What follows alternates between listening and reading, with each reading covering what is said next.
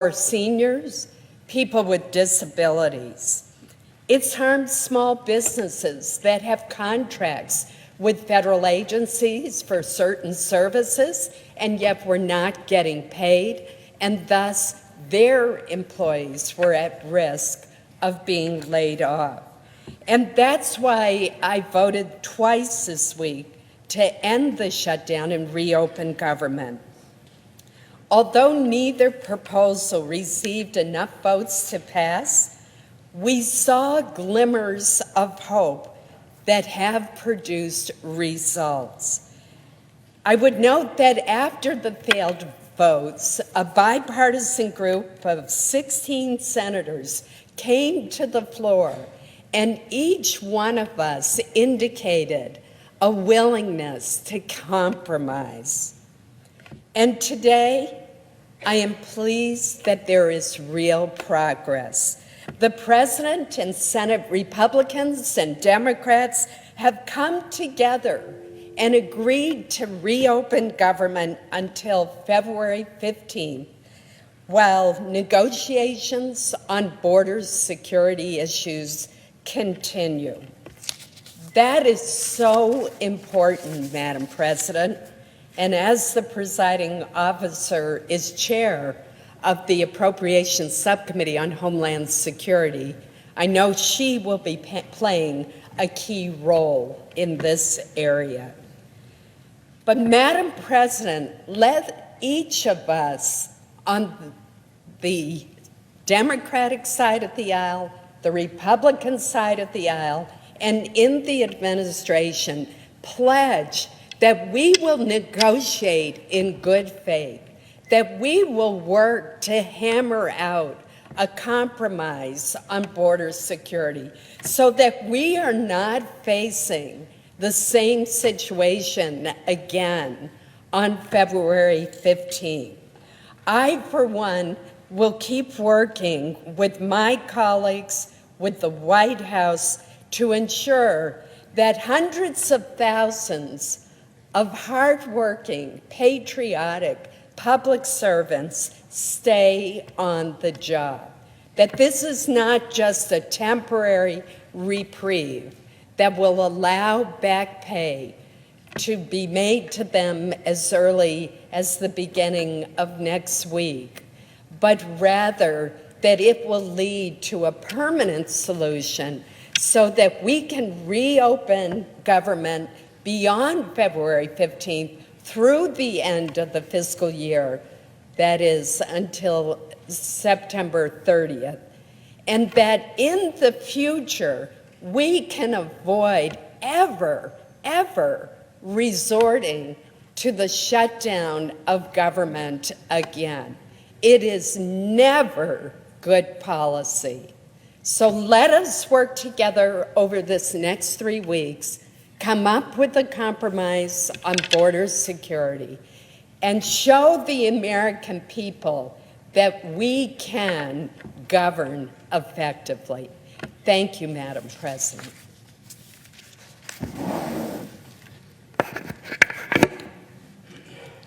Madam President. Senator from Vermont. Thank you. Madam President, obviously, this is a happy and positive day, not only for federal employees, but for the American people as we reopen the government. But we should also indicate there is something absolutely pathetic about what has happened. Let us not forget for a second that 5 weeks ago, the United States Senate unanimously, every Republican, every Democrat, voted for essentially the same legislation that will likely pass today. 5 weeks ago, we voted to keep the government open, and then President Trump, responding to Fox Television and other right-wing outlets, announced that he would shut down the government unless he got his wall. 5 weeks. Think of the suffering, the uncertainty, the pain that hundreds of thousands of federal workers have been forced to experience. Workers who have worried about whether they will be able to pay their mortgages, whether they're going to be able to feed their kids, whether they will be able to go to the doctor when they get sick, worried about what kind of damage has been done to their credit ratings. That is a result of Trump's shutdown. And, Madam President, if my ears heard correctly, and I think they did, Trump even today, just a few minutes ago, announced that he is prepared to shut down the government again unless he gets his way. And I think the time is long overdue for the American people to tell this president he is not a dictator, he is not a king, he is not the despotic ruler of Saudi Arabia, he is not his authoritarian friend, Vladimir Putin of Russia. He is the President of the United States, and he cannot and must not continue to threaten to shut down this government and hold hundreds of thousands of workers, federal workers, hostage. And Mr. President, while I am delighted that the government is going to be reopened and delighted that federal employees will get their back pay, I remain concerned by the over 1 million contract employees, often folks who work for low wages, who not only have lost pay, but at this point at least are not protected by any legislation to make sure that they get their back pay. And that, Mr. President, is something that I hope we can address.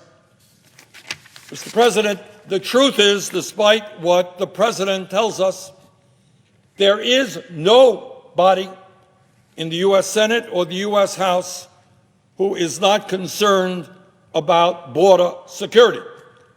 Some of us believe that spending as a down payment $5.7 billion on a wall with many billions more to come is not an effective use of tax dollars when we talk about border security. There are better ways to do it, more cost-effective ways to do it. But there is no debate that border security is an important issue. But, Mr. President, one of the things that concerns me very much, and I say this to you, who is chairman of the Health, Education, Labor, and Pension Committee, is that border security and a wall is not the only issue facing the American people. There are 30 million Americans who have no health insurance, many more who are underinsured. We pay by far the highest cost for prescription drugs of any people on the face of the earth. Border security is important. It must be dealt with. But we also have to deal with a dysfunctional healthcare system, and in my view, do what every other major country does, guarantee healthcare to all people as a right. Mr. President, border security is an important issue, but so is the fact that tens of millions of workers in this country are working for starvation wages. I was just in South Carolina the other day, and I talked to a waitress. She receives $2.25 pay plus tips. Millions of workers in this country are working for starvation wages of $8 or $9 or $10 an hour. We have got to raise the minimum wage to a living wage, and I'm proud that in the House, I expect they will pass a minimum wage bill of $15 an hour. And, Mr. Chairman, when that bill comes to the Senate, I hope we can do the same. Mr. President, border security is an important issue, but so is the fact that the scientific community tells us that we have a very short window of opportunity to address the global crisis of climate change. What the scientists have told us is that if we do not boldly reduce carbon emissions over the next 12 years by transforming our energy system away from fossil fuel to energy efficiency and sustainable energy, this country, and in fact countries all over the world, will suffer irreparable damage from climate change. We have got to address the crisis of climate change. Border security is important. We have to deal with it. But we also have to deal with climate change. We have to deal with a broken criminal justice system, which today creates a situation where in America we have more people in jail than any other country on earth. And obviously, if we have learned anything in recent weeks, we have got to deal with an immigration system which everybody acknowledges does not work. And we have got to pass comprehensive immigration reform. So, Mr. President, my point is that I hope very much we will not continue to be held hostage by this president who once again, just an hour ago, has threatened another government shutdown in 3 weeks if he doesn't get his way. And I hope very much there will be serious discussions on border security, a very important issue. But President Trump, stop holding the American people hostage. Stop threatening to shut down the government. Stop telling hundreds of thousands of federal employees that they have got to come to work while they don't get paid. Stop denying or threatening to deny the American people access to the vital services that they need. So, Mr. President, today is a good day in the sense that I hope and expect that the government will be reopened.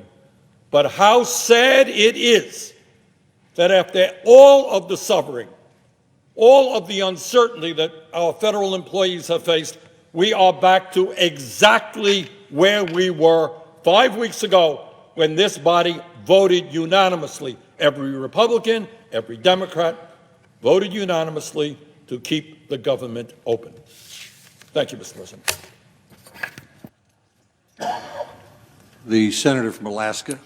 Mr. President, I think it is good that we are standing here on the Senate floor and acknowledging that with the news that the President has just announced that the government will reopen as early as today, that those good, dedicated, hardworking federal employees that have either been furloughed or who have been working without pay for now 35 days will be able to get back to work, will be able to receive that just compensation for their work. This is important news. This is good news. This is long-awaited news.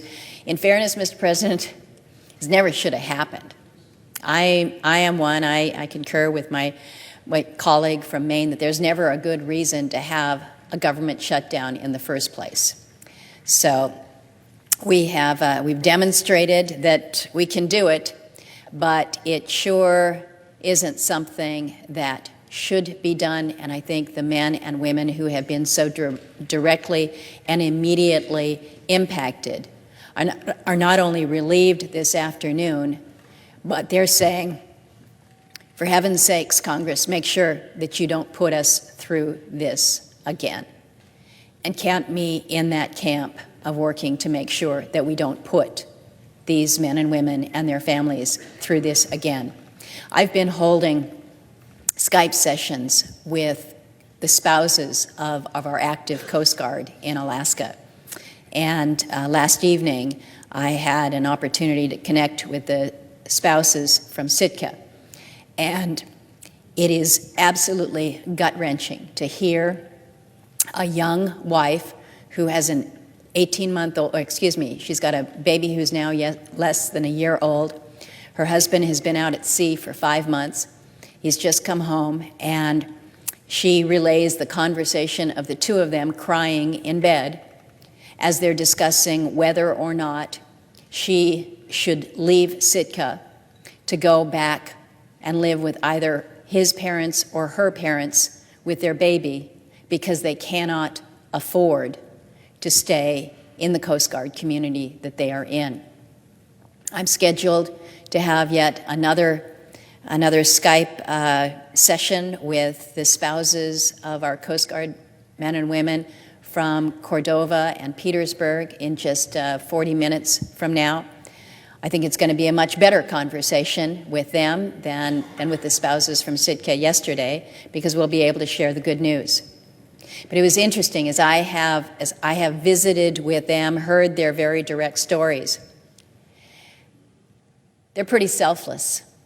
They're pretty selfless in saying, as hard as this is on us, and as much as we want to be paid, we want to make sure that others who serve as public servants are federal employees, whether they are air traffic controllers, whether they are FAA, whether they are TSA, whether they are NOAA, whether they are NIMS, that they too will get paid, because they too are our friends and our neighbors, and they too are hurting.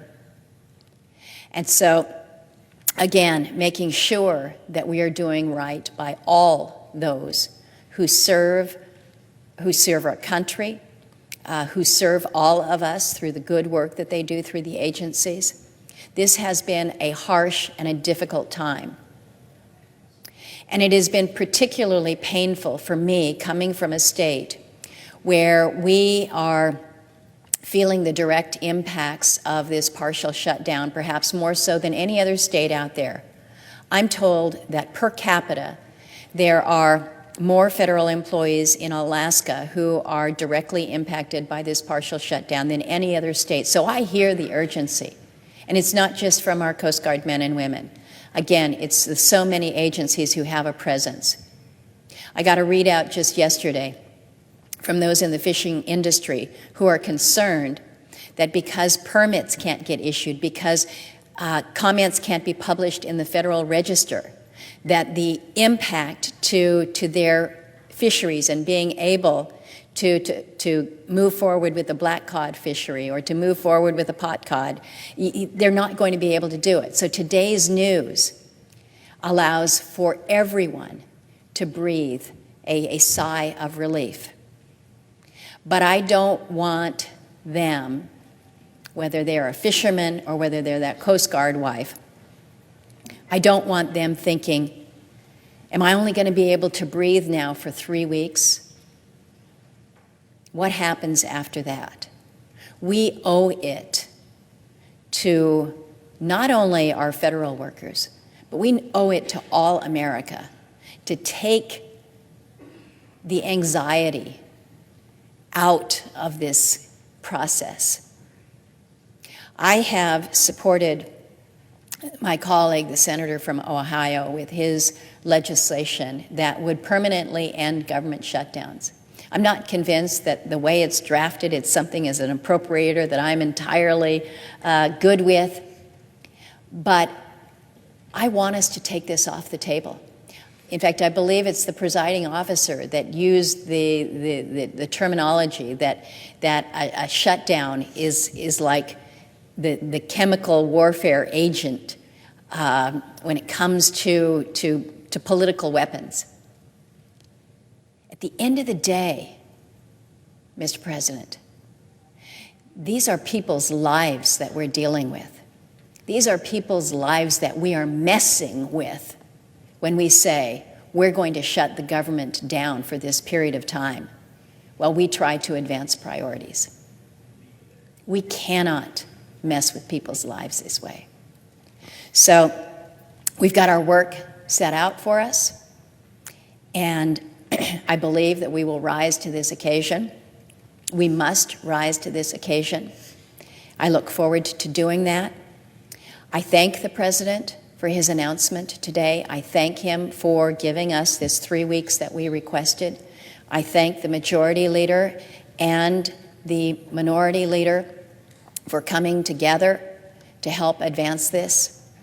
It's going to take all of us. It's going to take the President. It's going to take our leadership. It's going to take all of us working together. And as a member of the Appropriations Committee, I look forward to my continuing role in this, but know that we owe it to the country. We owe it to the country to get this right and get it right quickly. This is a good start today, and I look forward to working with colleagues, and I yield the floor.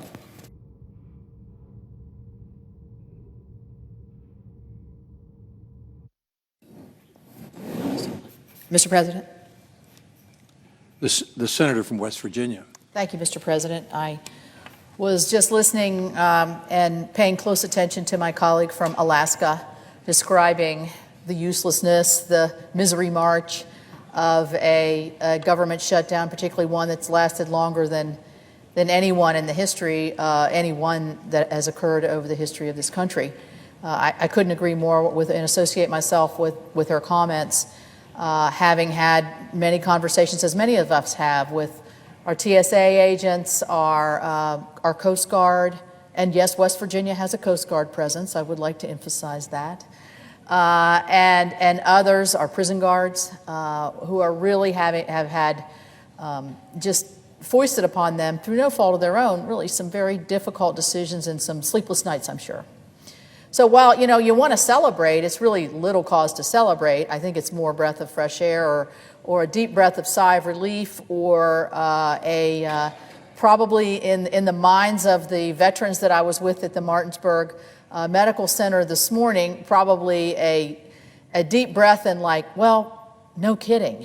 Let's get back to the business of governing and making decisions and making good decisions for the country. And so I chair the Subcommittee on Homeland Security in the Senate as part of the Appropriations Committee. I'm very pleased that the President has made this announcement, that both of our leaders here, both Senator McConnell and Senator Schumer, have come together with a common sense, breathable solution to give us some space to work through what we call here regular order. For those people listening that don't really understand what that is, that's what we should be doing every day, where I sit down as the chair of the committee with Senator Tester from Montana, who's the ranking member of the committee, and other members of the committee, and we work things out. I want this, he wants this. Well, maybe you pick in the middle, or maybe I'll give you this if you give me that. And so I look forward with the bold leadership of Senator Shelby and Senator Leahy as chair and ranking member on the full committee, and the leadership certainly of our leaders with the President to working out a good solution here. I firmly believe that border security is important. That is reflected in the bill that we passed out of our subcommittee that the chair voted on and the senator from Tennessee both voted on in the full committee. We had 10 Democrats that voted for that bill, which had border security, a pedestrian fence or a wall. It had technology.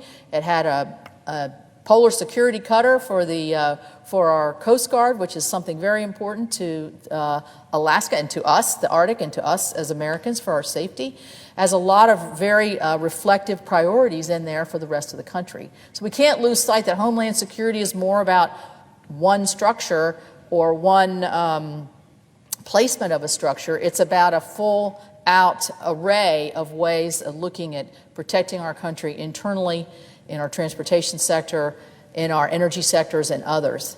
So while it sounds like a steep mountain, I embrace this. I embrace the ability to play a role, to find a reasonable solution that we've been granted until February the 15th to work this out. And so with that, Madam President, I'm rolling up my sleeves. I'm getting ready to go to work with many, many others here in this body and across the way and at the White House. And to the American people, I agree, shutdowns are useless, they're painful, nobody wins. The big discussion was who's winning here? Well, it's pretty clear the American people aren't winning, and in the end, I don't think anybody wins. So with that, I would yield my time and look forward to getting to work and finding the right solution. Thank you. The senator from Tennessee. Madam President, I'm glad the senator from West Virginia is on the floor, because if someone were to ask, where do we go from here, her work is the best example of that. Let's stop and think about this just a minute. The issue is whether we should include in a plan for border security some physical barrier. That's the issue. How do you resolve that issue? That's what we do. I remember I went to see Johnny Cash when I was governor of Tennessee, and I didn't know quite what to say to him. So I said, how many nights are you on the road? And he said, oh, about 200. And I said, why do you do that? And he looked at me and said, that's what I do. You know, well, this is what we do. I mean, our job is not to take a position or to make a speech. We could do that at home. We could get a radio program or a television show. No one might watch it, but we could get one. It takes very little courage and very little skill to take a position or make a speech. But what the senator from West Virginia has shown that she's able to do is to take issues of border security and do what we're supposed to do, which is to put different views together and get a result.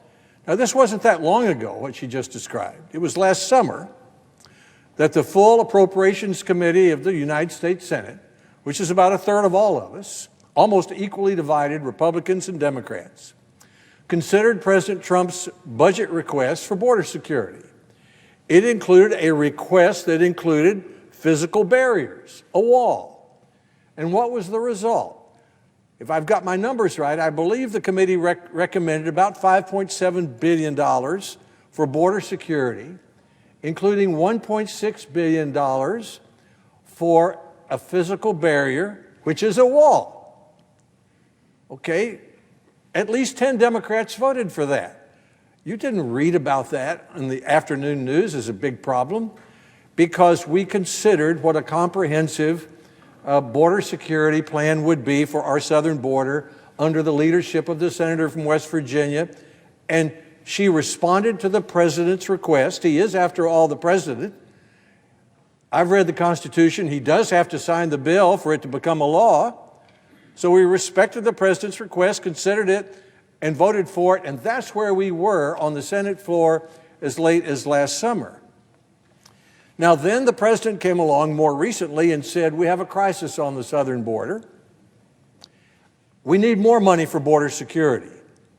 And part of that money ought to include physical barriers. That should surprise no one. The last 4 presidents have said the same thing. President Obama, President Clinton, President George W. Bush, President George H.W. Bush. We think they were pretty effective presidents. They all asked for money to build physical barriers on the southern border of the United States. It's 1,954 miles long. Under those 4 presidents who came before President Trump, those presidents asked for, and Congress approved, Democrats and Republicans, 654 miles of wall along the southern border. So, Madam President, this issue has gotten blown way out of proportion. As the president just said a few moments ago, he's not asking for a wall from sea to shining sea. And what this Congress has shown under 4 presidents of the United States, and more recently under the leadership of the senator from West Virginia, is that we can take a president's request, either a Republican president or a Democrat president, in the case of Clinton and Obama, we can take their requests for border security and come up with a comprehensive recommendation that attracts the bipartisan support of United States senators and make it a law. And that's what we should do in the next 3 weeks. Boy Scouts shouldn't get a merit badge for telling the truth, and United States senators and presidents shouldn't get a merit badge for keeping the government open. That's what we are supposed to do. But it is good that it is opened, and it's important for the people to know that we know what to do with it. We know what to do with it because we do it all the time. There are two things wrong with the last few weeks. One is that the government was shut down. And as the senator from Alaska said, as the senator from West Virginia said, as I've heard almost every senator say on both sides of the aisle, we should never, ever shut down the government. Shutting down the government should be as off limits in budget negotiations as chemical warfare is in real warfare. I should not be able to say to the senator from Alaska, if I don't get my way, I'm going to shut the government down. Whether it's on Planned Parenthood, or military spending, or road in Alaska, or a road in Tennessee, or a coal mine in West Virginia. We have our strong opinions, but we don't say, we're going to take our football and go home. We're going to say, we were elected to make the government work for taxpayers, not to shut it down. And we know how to do that. We know how to do that. So the first thing that was wrong with the last few weeks is we accepted the idea that shutting down the government is an acceptable bargaining chip in a budget negotiation, and it should never, ever be. And we should resolve that that should never, ever happen. And if this president or the next president or this Speaker of the House or the next Speaker of the House tries to do it, we should, in a bipartisan way, say, no, you can have your strong view, but we're not going along with your threat to shut the government down in order to get your policy goal. The second thing that was wrong with it was we didn't give the job to the people whose job it is to work these things out.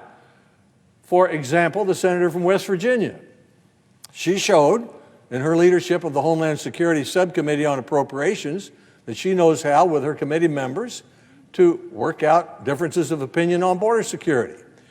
Instead, we were having a high decibel debate back and forth between the president and the Speaker of the House. He'd say one thing on TV, she'd come out of her office and refute it in 5 minutes. That's not the way you get an agreement. That's not the way we ever get an agreement. They should leave that to what we call the regular order, allow us to have our discussions. We began to make progress yesterday when we did something we know how to do, which is vote. And then the second thing that happened was the Republican leader, Senator McConnell, and the Democratic leader, Senator Schumer, walked back to Senator McConnell's office and they began to talk. And here we are, less than 24 hours later, with apparently a result. I commend Senator McConnell and I commend Senator Schumer for taking this issue, going back in the room and talking about it, and getting the Senate back to the business of doing what it's supposed to do.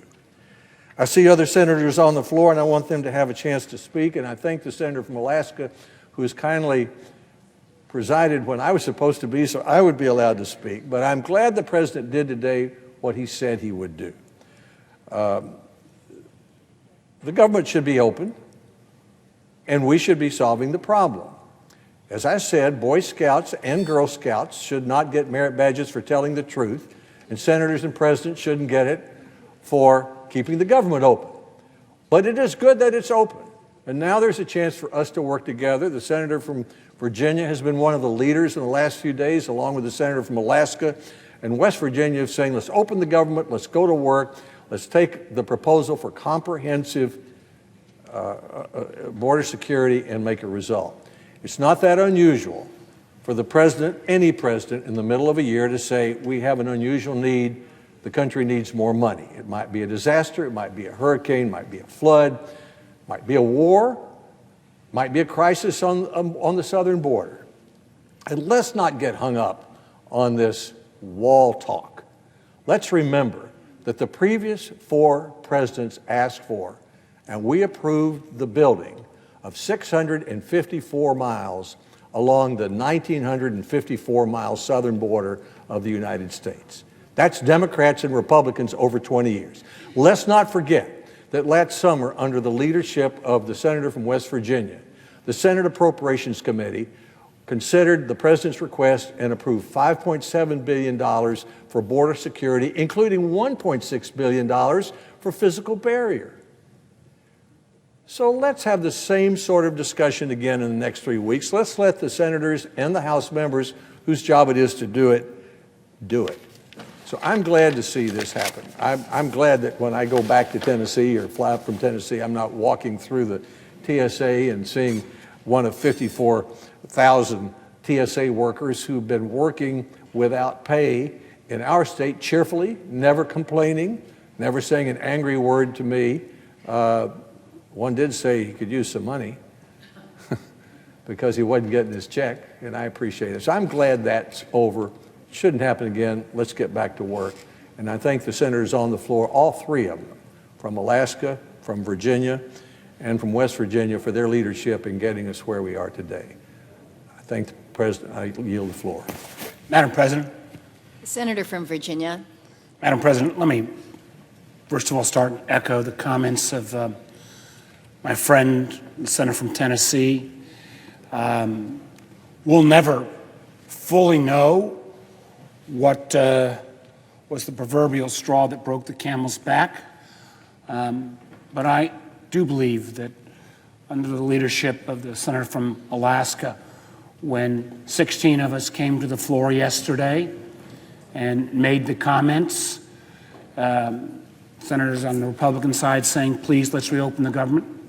Senators on the Democratic side, like myself, saying, I'm open to increasing the dollar amount on border security.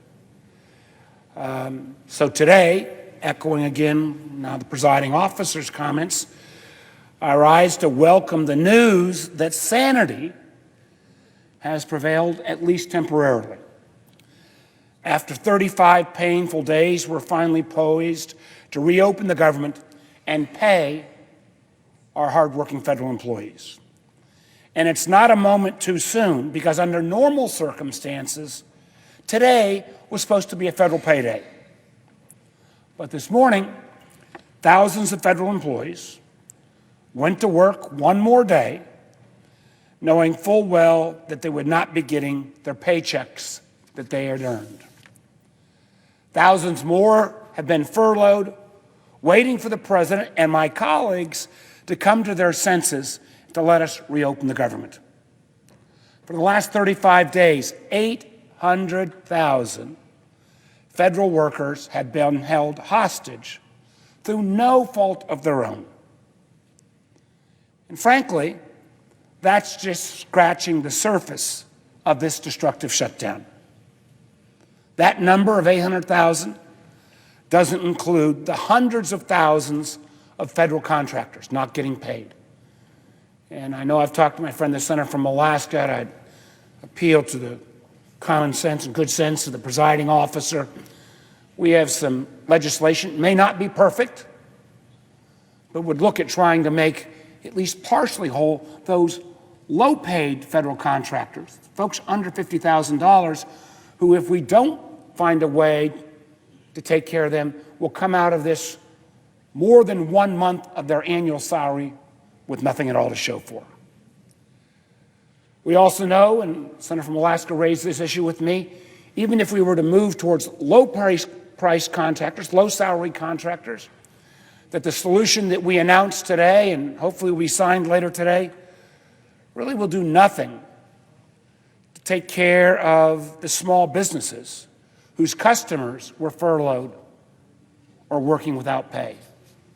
Think about the senator from Alaska who had that powerful picture here on the floor of the brewery in Kodiak, Alaska. I copied her efforts and went to Port City Brewery in Alexandria, I believe it was yesterday, where not only were they down dramatically in terms of customers, but they had 5 new brews that they were trying to bring to market, none of those able to be approved. The truth is, the damage to those folks in the private sector is done, and I'm not sure there's much we can do to rectify. Candidly, there's no way we can undo the harm. Thinking about here locally, to the food truck owners, some who've had their food trucks repossessed, who sit outside the Smithsonian waiting for the tourists to come. Those losses are permanent. Or in my state, or in the presiding officer states, those restaurants or campgrounds that are outside the Great Smoky Mountains or outside the Shenandoah Valley. Matter of fact, there's no way as well that we're going to be able to make whole the contractor that told me he was closing his doors and laying off 72 workers because he just couldn't meet the payroll during the shutdown. Frankly, it's too late for the president or any of us to help those folks. The only thing we can do now is to end the shutdown, get the federal workers and contractors back to work, and try our darndest to make sure that this would never happen again. We also need to make sure that those folks get back pay. And again, I would especially urge that we take a hard look at making sure that those low-wage contractors who are suffering so badly right now get an opportunity to get their back pay as well. I'm co-sponsoring legislation sponsored by the senator from Minnesota, and I hope all my colleagues on both sides of the aisle would look at that legislation. We now finally have the opportunity, by reopening the government temporarily, to take a time out and give both parties the space to negotiate a compromise. We're clearly not there yet, but there is room for common ground. Over the weekend, the president proposed additional funding for screening vehicles and cargo coming across the border at points of entry. The DEA says this is how the majority of illegal drugs come into our country. It's something we can work on together. And if the White House wants to seriously discuss providing real long-term security for Dreamers and TPS recipients, let's have that conversation as well. I think we can do it, but it will take time. In the meantime, let's make sure the president signs today that legislation that will allow our federal employees and contractors to get back to work. Before I close, I want to take a moment for self-reflection at what's happened over the last 35 days. Because in many ways, we're right back where we were in December. Right back where we were, where this body nearly unanimously passed legislation that would have prevented this stupid crisis. For 35 days, this body has refused to fill its role as a part and co-equal branch of government. We can't let that happen again. I hope the White House will take some lessons from this crisis as well. They can start by realizing that no one wins a shutdown. If you shut down the government, the only thing we know for a fact is that the American people lose. I hope the president will also realize that you need to empower those around you to help make a deal. The vice president came to the Senate with a deal in mid-December. I don't think he left Capitol Hill before the president basically took back the vice president's deal. Senator Graham proposed almost exactly this deal that we came to 3 weeks ago. But unfortunately, again, the president cut off his good friend at that point. It's my hope that in coming weeks, we can have good faith negotiation where both sides have an opportunity to come out ahead.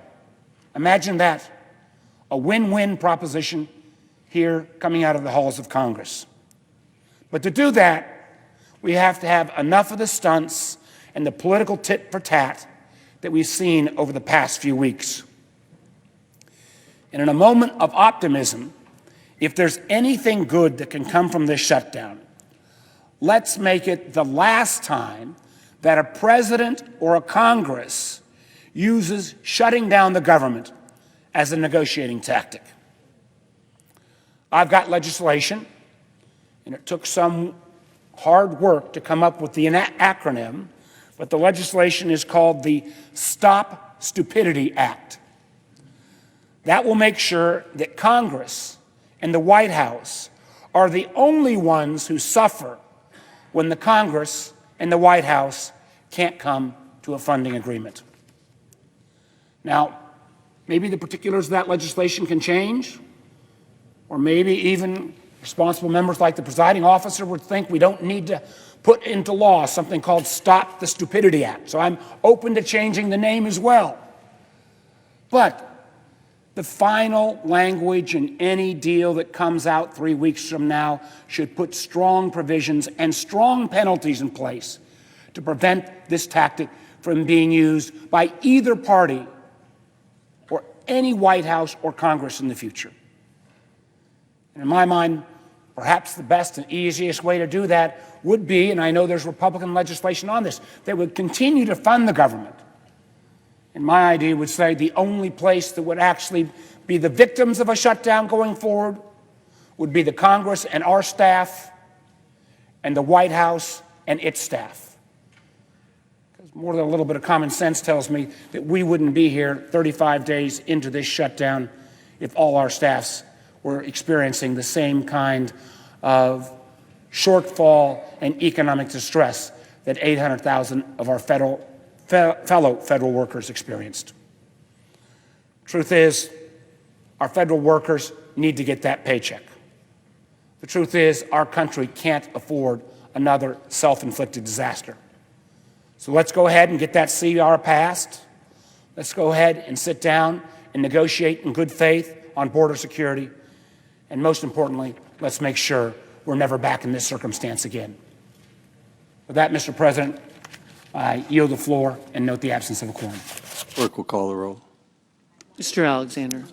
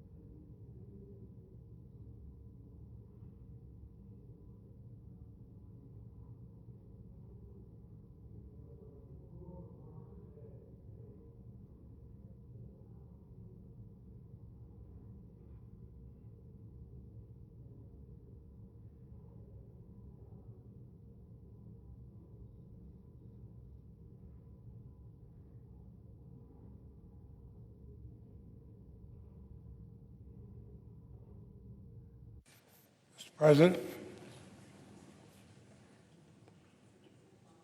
The senator from Vermont. I ask consent to call the quorum be dispensed with.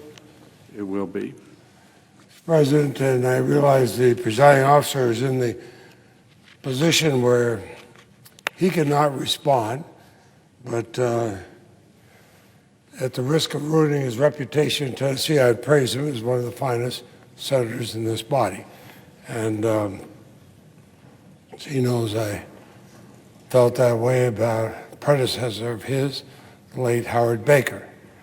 I mention that because Senator Baker knew, as does the current senator, that no matter how intractable something might seem, the Senate is the Senate, and we should be the conscience of the nation, and we can work things out.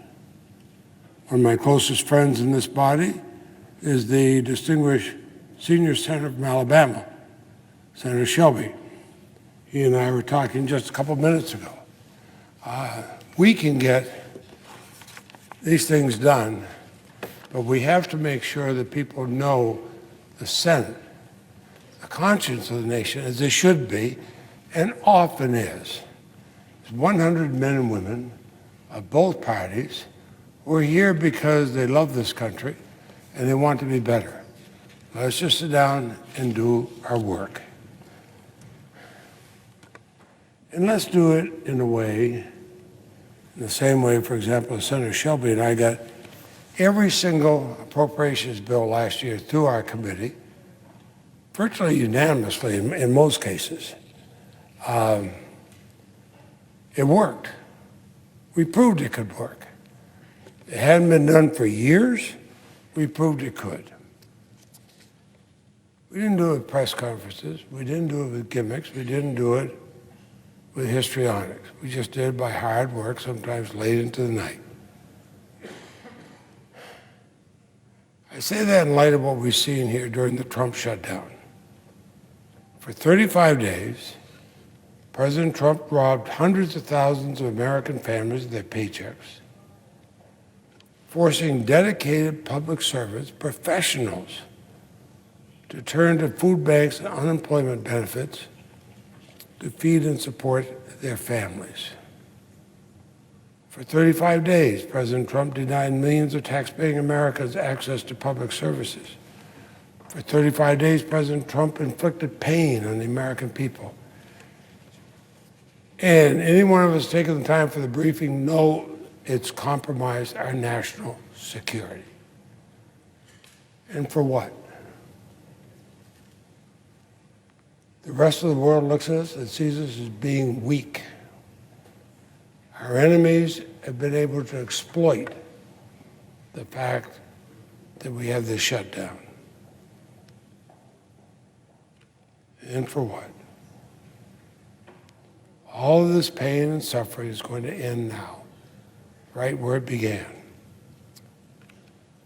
On December 19th of last year, the Senate passed a bill by voice vote to fund the government to February 8th.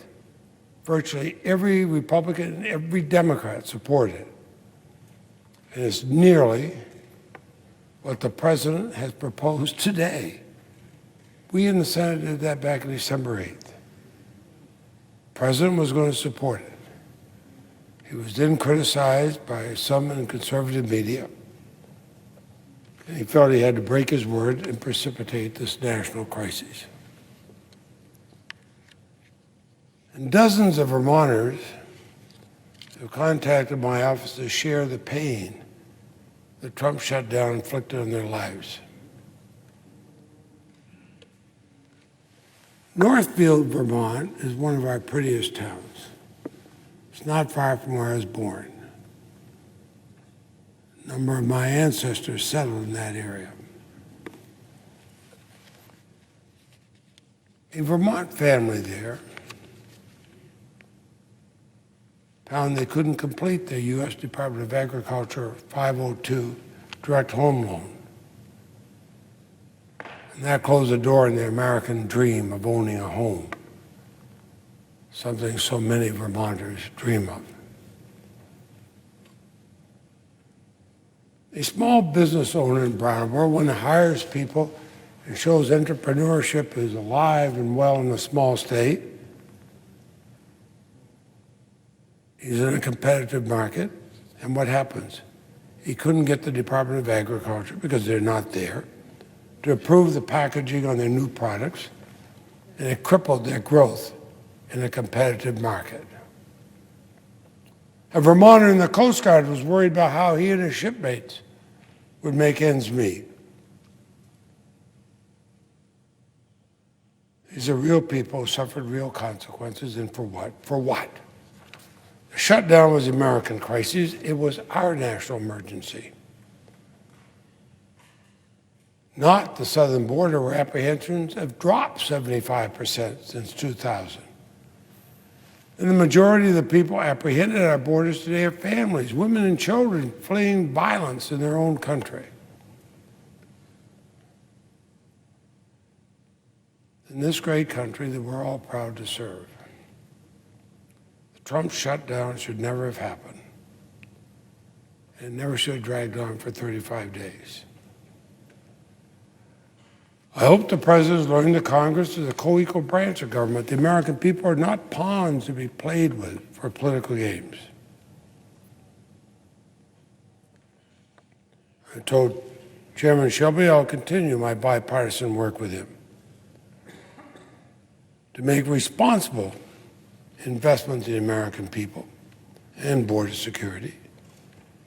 And I pray President Trump does not repeat this national embarrassment. I'm proud to be an American. I'm proud to be a United States Senator, the body that should be the conscience of the nation. But I see how people are laughing at our country around the world when the most powerful nation on earth is being crippled because of a whim and a tweet. That's not the America I know and love. We are a great country. Only we can make it less great. The shutdown has damaged us. It's damaged us internally. It's damaged our security.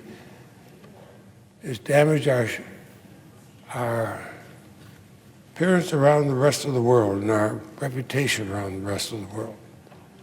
So I'd hope we'd promptly vote to reopen the government and end this national nightmare. I'm prepared to work as Dean of the Senate, as Vice Chairman of the Appropriations Committee. I'm willing to work with my colleagues, both Democrats and Republicans, to make sure this foolish escapade doesn't happen again. President, I see other senators on the floor, and I'll yield the floor. Mr. President. The senator from Alabama. Thank you, Mr. President. You know, Mr. President, today is a bittersweet day. I'm assuming that we're going to vote along with this deal to, as I am, to reopen this government, to end the 35-day-old hostage crisis, and that truly is the best way to describe it. It is a bittersweet day. It's sweet because our dedicated and committed federal workers and contractors will be going back to work. It is bitter because, as I think everyone in this body that has spoken today has said, it should never have happened. And I believe, Mr. President, we have an obligation to those folks to do a better job, to make it even sweeter. Last week, Congress passed the Government Employee Fair Treatment Act of 2019, which would require that all impacted federal employees receive compensation for wages lost during the government shutdown, 35 days worth of government wages paid back. And while that is an important step, the shutdown has forced many of our federal workers to incur additional costs associated with loans, late bill payments, and other effects of missing a paycheck, paychecks that they depended on for their daily living. That's why today, along with Senators Baldwin, Cardin, Hirono, Van Hollen, Kane, Klobuchar, Shaheen, Warner, and Wyden, I've introduced the Back Pay Fairness Act. If the federal government can charge you interest for being late on your taxes, then we should be paying interest to those employees who we have borrowed their hard-earned dollars over the last 35 days. That is only fair. I am requesting in this bill that all interest be paid to the federal workers whose paychecks were withheld. The more than 5,500 federal workers in Alabama did not ask for this shutdown and should not be punished for it. It's only fair that the government pays them back with interest for putting them out of work indefinitely or forcing them to work without pay. You know, Mr. President, federal law often recognizes the importance of timely payments when it benefits the federal government. When it's the government's money, we demand that people pay on time. When you, for example, if you don't pay your taxes on time, you can count on a notice letter from the Internal Revenue Service, at least when they're open, demanding that you pay interest on the lateness of your payments. Doesn't matter when it is. And if you go past a certain date, you get tacked on with a penalty on top of that, not just interest. Well, when the federal government owes its federal workers money, it is only reasonable, responsible, and fair that interest accrues as well. The interest rate in this legislation would be equivalent to the rate that federal agency must pay vendors when they're late. The rate known as the Treasury prompt payment rate is currently 3.625%. Again, it's only fair. As David Cox, the American Federation of Government Employees National President, said, federal workers are experiencing serious financial hardship from the shutdown. When it ends, employees will not only have to pay more than a month's worth of overdue bills, they'll also have to pay late fees and penalties, overdraft fees, and interest charges. The AFG supports the Back Pay Fairness Act with interest. Again, it is only the right thing to do. Mr. President, this shutdown that has lasted for 35 days could have been avoided. The deal that we've got today is going to reopen the government through February 15th. And then we'll go to a conference. We're going to do what the chair said to do the other day. Do what we do. I heard your remarks a few minutes ago, and I absolutely agree with them. You know, this government functions best when this body does what the founders of the Constitution said we should do. Go to regular order.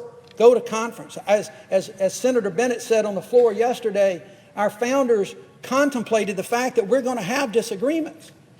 That's why we've got 100 people here. That's why there are 435. It's why there are 9 members of the Supreme Court. We're going to have disagreements.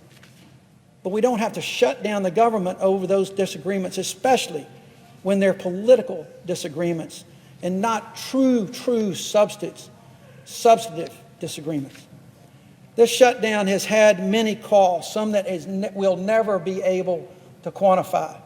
Some of the losses from the president's misguided shutdown, we just can't put a cost on. And it is unfortunate that a while back in December, the President of the United States said he wanted to shut this government down. He would own this shutdown. It's unfortunate that we had 35 days, which he really didn't take that responsibility for. He still didn't do it today. But the fact is he could have avoided it.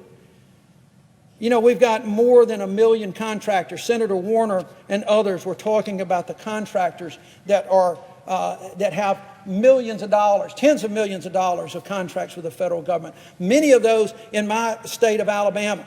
I was in Huntsville, Alabama today for the groundbreaking of a Blue Origin plant that's going to build the engines for some of the new manned spacecraft that the United States will send into orbit at a time when we were shutting down the United States government. China was putting a spacecraft on the dark side of the moon. We should be so embarrassed about that. That is one area. NASA is such an important part of Alabama and our history in this country for what we can accomplish and for what we can do good. The leaders in the country, and while we were shut down and those poor NASA employees laid off and the contractors dealing with NASA, China was jumping ahead. Well, I was so proud today when we started and we broke ground, because we're going to reclaim that right. We're going to get this government open, and we're going to reclaim America's role in space and technology and the human imagination that we can have that will take us beyond our borders here, beyond where we are. I've visited a number of folks in Huntsville this past weekend and heard firsthand their stories of the families, and it was heartbreaking. Members of our Coast Guard missed paychecks. For the first time in our nation's history, members of our armed forces were not paid due to a government shutdown. Coast Guard, who had boats next to the Navy in places all around the world. The Coast Guard defends this country just like the Army, the Navy, the Air Force, the Marines, the Merchant Marines. But yet they didn't get paid, because they also do other work. They do wonderful work in disaster relief. They do wonderful work around the country in rescue operations. Members of the Coast Guard missed their paychecks, and I talked to ranking members in the Coast Guard to hear their stories of how their men and women were suffering. We should be ashamed of that. Those are proud, and it's just not the Coast Guard. Yesterday, I took 5 dozen donuts to the TSA workers in the airport in Birmingham. You would have thought it was Christmas. They were so happy. But in airport yesterday and today, those TSA agents say, thank you for doing what you can do. We are here. We are working. That is why they deserve not only their paychecks, they deserve it with interest. You know, the S&P estimated the economic cost of this shutdown at $7.1 billion. We've been arguing over 5.7, and it's already cost this country 7.1. Bloomberg says that business with contractors tied to the federal government could lose a cumulative $200 million a day. The Chamber of Commerce says that small government contractors have lost more than $2.3 billion in revenue so far. The administration has admitted that economic growth this quarter will likely be zero because of the shutdown. Payments to farmers hurt by the president's tariffs were delayed because the Department of Agriculture was closed. Now think about that. Farmers in Alabama and elsewhere got a double whammy. They got hurt because of the tariffs and the fact that China started retaliating and dried up their markets, and soybean farmers couldn't send their crops anywhere. So the president, in something I supported, even though it was a Band-Aid, decided they would give these farmers $12 billion in relief. Now, the farmers don't like bailouts. These are hard-working conservative folks that don't like bailouts. They don't want handouts. They wanted their markets back. But then, with this shutdown, half of that money couldn't be dispersed. At a time right now when those farmers were trying to get their loans in order, try to get ready for spring planting, they couldn't get any money from the Department of Agriculture. That is shameful. That is shameful. The tariff exclusion requests for businesses have not been processed, all the while that our Commerce Secretary says he just couldn't understand why people had to go to food banks. He should be ashamed. We should all be ashamed that a representative of the United States government would say such a thing when it's the administration that calls the shutdown.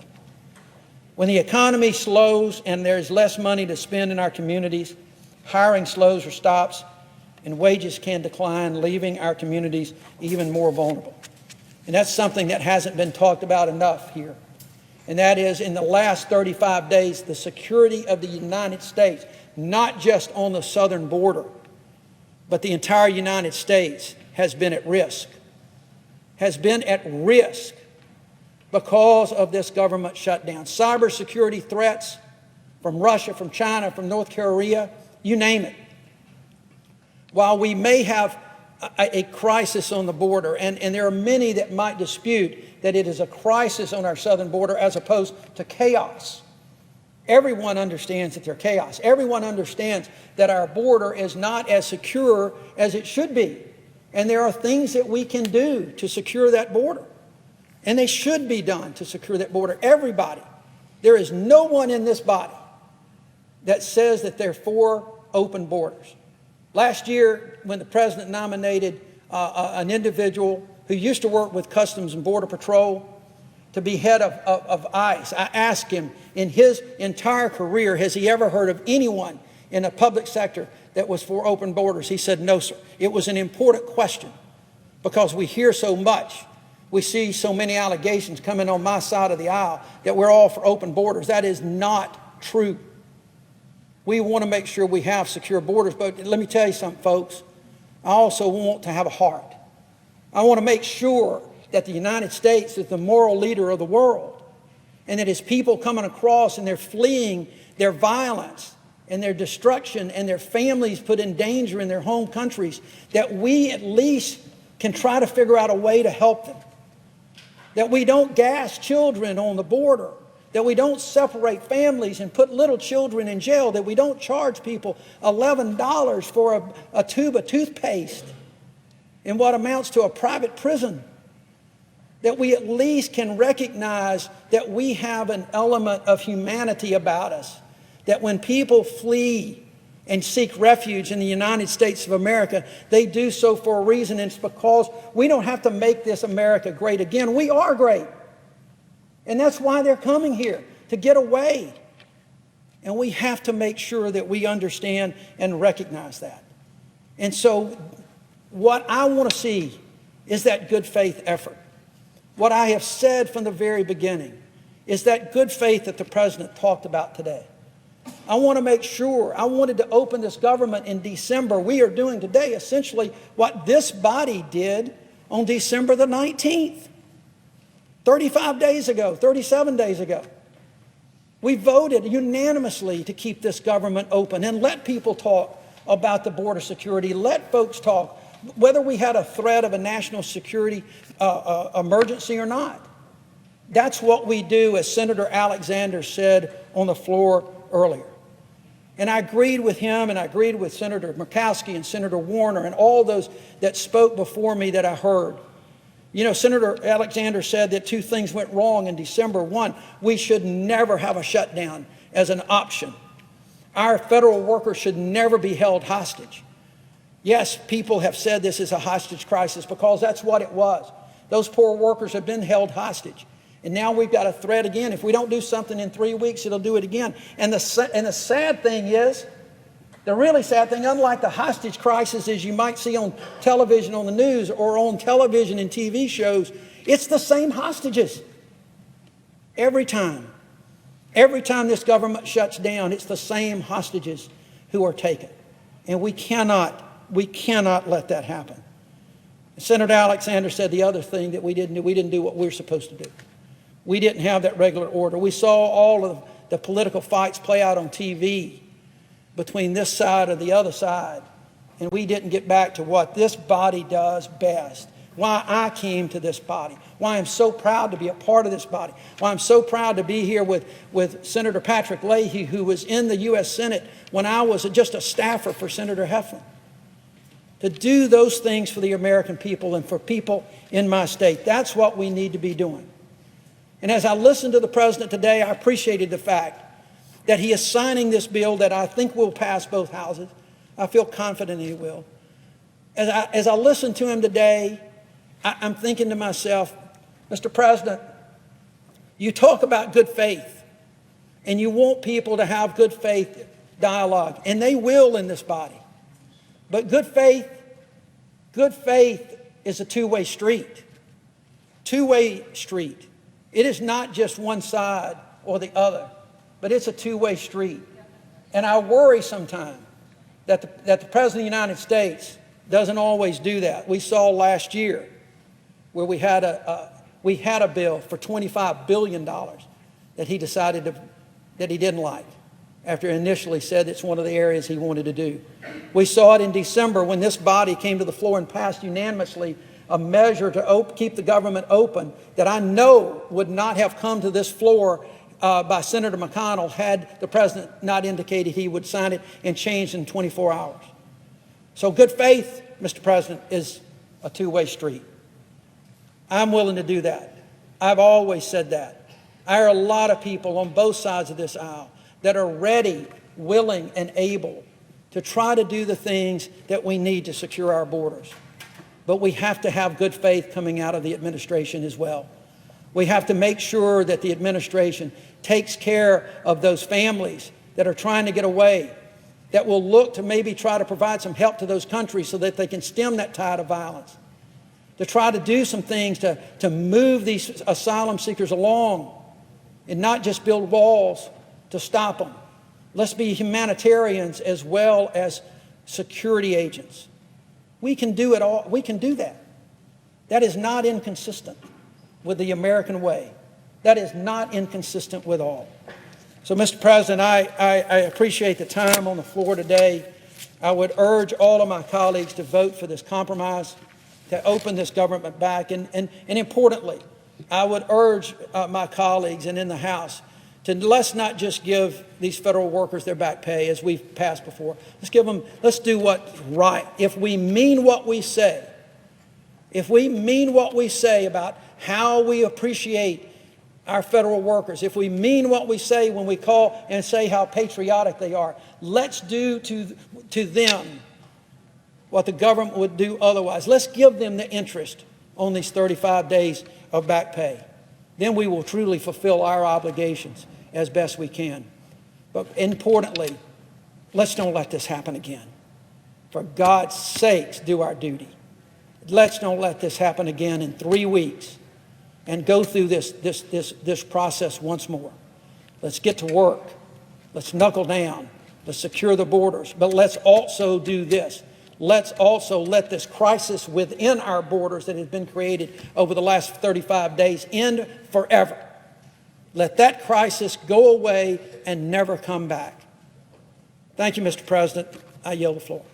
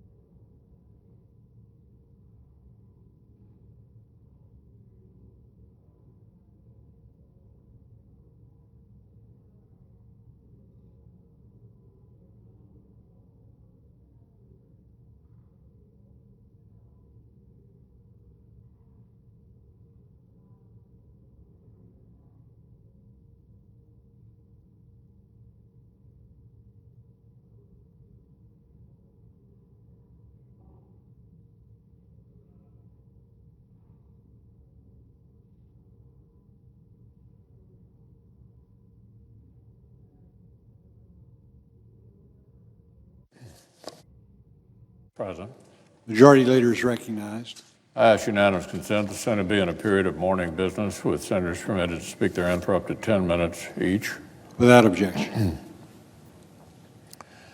I ask unanimous consent that House Joint Resolution 28 be considered read a second time and the Senate proceed to its immediate consideration. The clerk will report. House Joint Resolution 28, making further continuing appropriations for fiscal year 2019 and for other purposes. Is there objection? Without objection.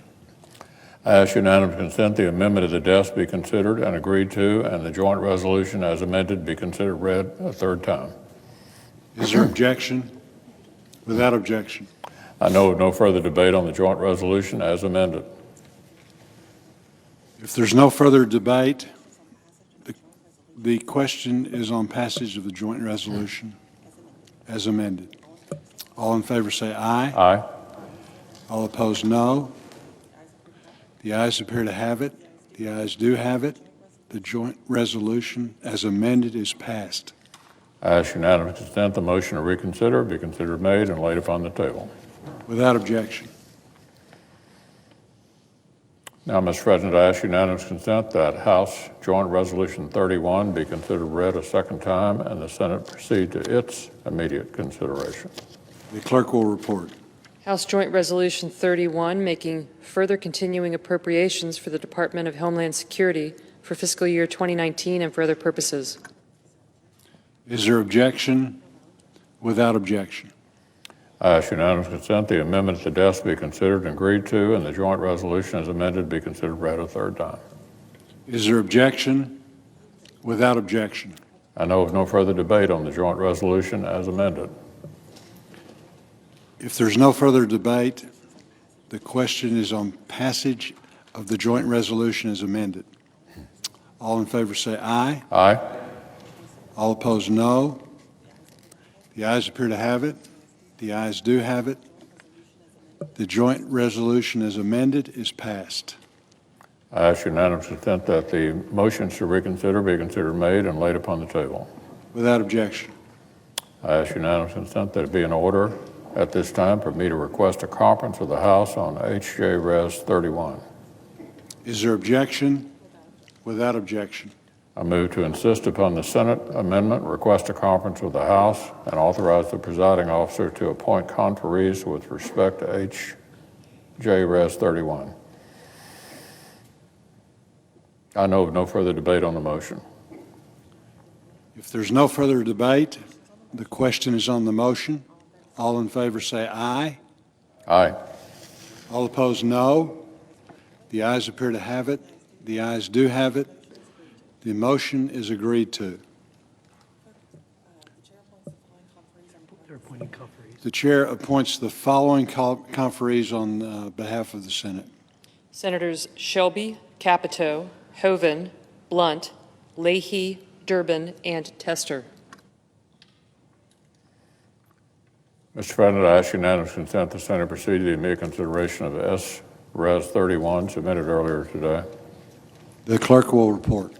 Senate Resolution 31, honoring the life of Harris L. Wofford, Jr. Is there objection to proceeding to the measure? Without objection. I further ask the resolution be agreed to, the preamble be agreed to, and the motions to reconsider be considered made and laid upon the table with no intervening action or debate. Without objection. I ask unanimous consent that the majority leader be authorized to sign duly enrolled bills or joint resolutions today through Monday, January the 28th. Without objection. Now, Mr. President, I ask unanimous consent that when the Senate completes its business today, it adjourn until 3 p.m. Monday, January the 28th. Further, that following the prayer and pledge, the morning hour be deemed expired, the journal of proceedings be approved to date, the time for the two leaders be reserved their use later in the day, and morning business be closed. Further, following leader remarks, the Senate resume consideration of the motion to proceed to S1. Finally, notwithstanding the provisions of Rule 22, at 5:30 p.m. Monday, the motion to proceed to the motion to reconsider cloture on the motion to proceed to S1 on January the 8th be agreed to. The motion to reconsider cloture on the motion to proceed to S1 be agreed to, and the Senate vote on the motion to invoke cloture on the motion to proceed upon reconsideration. Is there objection? Without objection. So, Mr. President, if there's no further business to come before the Senate, I ask it stand adjourned under the provisions of SRS 31 and do so as a further mark of respect for the late Harris Wofford Jr., former Senator for the Commonwealth of Pennsylvania. Under the previous order and pursuant to SRS 31, the Senate stands adjourned until 3 p.m. on Monday, January 28th, and does so as a further mark of respect to the late Harris L. Wofford Jr., former Senator from Pennsylvania.